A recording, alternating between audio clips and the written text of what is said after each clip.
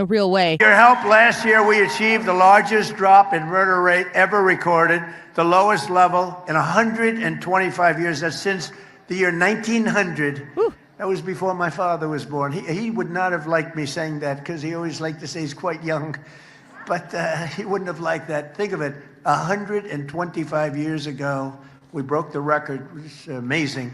It's amazing. So I just want to thank all of the people in this room. And today I'm thrilled to announce that the FBI has just released a new uniform crime report showing that in 2025, we achieved the single largest reduction in violent crime in American history. So President Trump speaking about this incredible feat that the administration has engaged in, and we are happy to welcome back onto the Annie Frey Show the Deputy Director of the FBI, former Attorney General, of course, of the state of Missouri, Andrew Bailey. Director Bailey, thanks for being with us today. It's so great to have you back with us.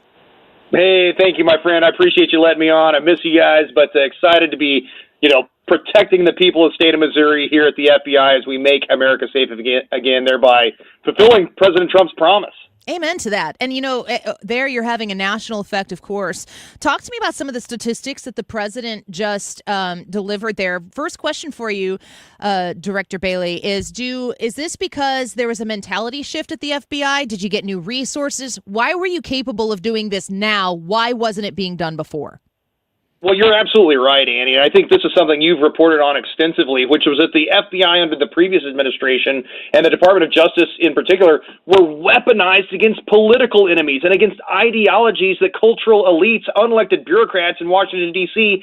disagreed with. And when you get law enforcement agencies back to their core mission, which is keeping the American people safe and defending our borders, we can fight and win in the fight against violent crime. I mean, the Director Patel, when he came into office, pushed out 1,000 personnel out of the headquarters building, back out into the field offices, and empowered the field offices to conduct the investigations. He cut the red tape. And so we've seen an increase in the number of arrests. It's up 90%. There were more than 53,969 violent crime arrests last year alone. That's a remarkable number. And so when you take your focus off DEI programs, you take your focus off transgender promotion programs, you take it off weaponization, you put it on actually fighting violent crime, we can make America safe again. We're speaking with the Deputy Director of the FBI, Andrew Bailey, right now. So, I have to think that as a country, as a bureau, as an administration, that one could walk and chew gum at the same time. You're saying that their focus lied outside of fighting crime and securing the safety of Americans. I would think that they could maybe pursue whatever goofy DEI things they wanted to do and still understand the value of law and order. Was there a reason why prior administrations or prior people in charge of the assets that you're in charge of, is there a reason for them to steer away from law and order?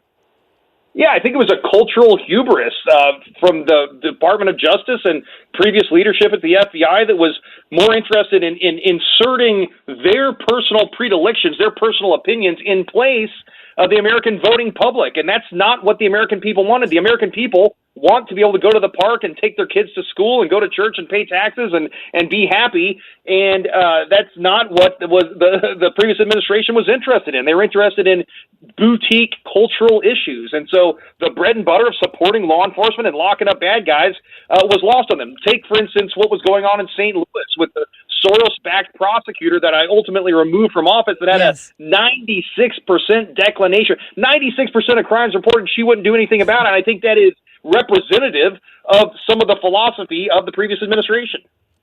Deputy Director Bailey, this is Ryan Wiggins. Now that you are at the federal level, let's localize this, but still you're national. So how does the violent crime enforcement surge that the federal government is doing impact locally St. Louis? Well, St. Louis is a regional city, right? I mean, it's on the Missouri side, but residents from Illinois traverse back and forth into St. Louis. They go to Cardinals games, do some shopping in St. Louis on the Missouri side, and vice versa. And so it's important that we look at crime as a regional issue. But what I'll tell you is, under Senator Eric Schmidt's leadership, he asked Director Patel, and Director Patel agreed to surge resources in Operation Viper to St. Louis. That was to combat violent crime, resulted in multiple arrests, illegal firearms seized, narcotics recovered, stolen vehicles recovered through coordinated operations with state and local law enforcement. And so you see that regional approach with the federal government fulfilling its proper role within the criminal justice system, but really credit to the local cops, the men and women who put on the uniform every day and take to the streets, not knowing if they're coming home at night to keep the rest of us safe. And, I want to point this out, too. It's violent crime, but when I was in office, I committed to making Missouri the safest state in the nation for children. You saw that in so much of the work I did. And so the numbers as they relate to St. Louis, as it relates to keeping kids safe, are really important to me. That's 65 children rescued from violent crimes against children. That's 38 different arrests for child exploitation-related cases in 1 year alone out of our St. Louis field office. The FBI field office in St. Louis doing a fantastic job to keep Missouri safe for all children. We're speaking with the Deputy Director of the FBI, former Attorney General of the state of Missouri, Andrew Bailey, speaking with us right now. You talked about how much you are willing to cooperate as the Attorney General of Missouri.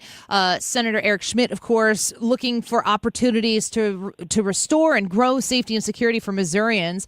But you're now with the FBI, of course. Do you find that type of cooperation 50 out of 50 states? Are there home states like mine of Illinois that are pushing back a little bit on their willingness to restore law and order, to grow the safety and security of the communities within the states? Do you get any pushback?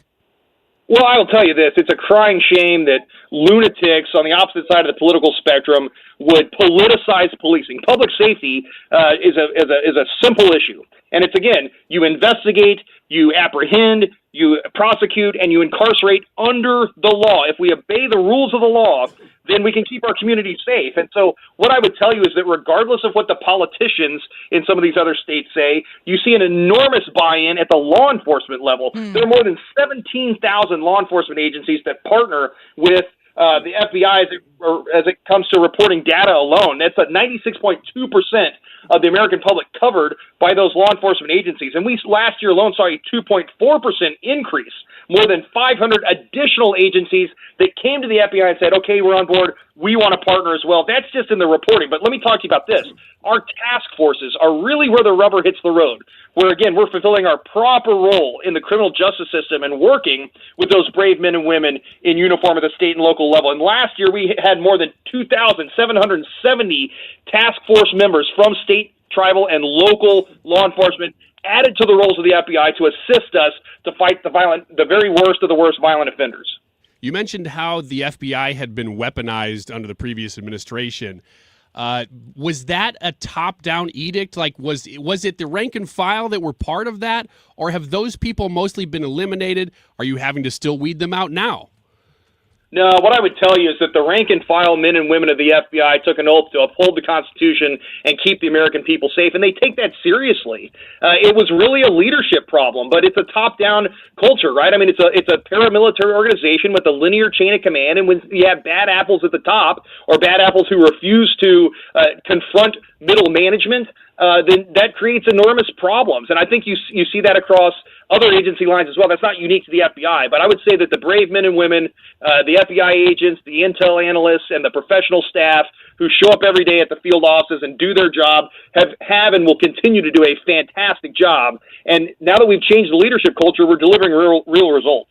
Is this something that could change on a dime? You get a different administration in there, different people at the helm. Do we snap back to where we were? I mean, I would assume that the safety and security that you're providing and the getting rid of the bad guys off the streets, that is something that does have a long-term effect. But how important is it for people in these communities to understand that the people who we elect and then those people get to appoint people who are going to carry out that vision? How fragile is this type of a mentality in leadership? Well, it's always going to be somewhat fragile. What I would tell you is that we're putting structural reforms in place to prevent the kind of backslide. It looks like things like pushing personnel out of headquarters, getting them back out into the fields. They're doing the real work of keeping Americans safe. And I think at the end of the day, regardless of people's political ideology, when they realize, hey, I can take my kid to soccer practice without worrying about which neighborhood I'm driving through, that benefits all of us. And again, it's about just enforcing the laws that are on the books. If people don't like the laws, they have legislative bodies that can change them. But electing prosecutors or FBI directors who are going to ignore the law and let violent offenders off the hook is not good for anyone. Well, we are so grateful for your time with us this afternoon, and we would love to have you back and continue to cover this because it's a positive story. And, especially in your line of work, sometimes it doesn't feel like the good guy wins. You're doing a great job as the deputy director of the FBI, and we're incredibly proud to call you a Missourian. So we hope we'll be able to talk to you again soon. Thank you so much for being with us. God bless you. God bless your listeners. Look forward to talking again soon, my friend. Sounds fantastic. God bless you as well. Andrew Bailey, the deputy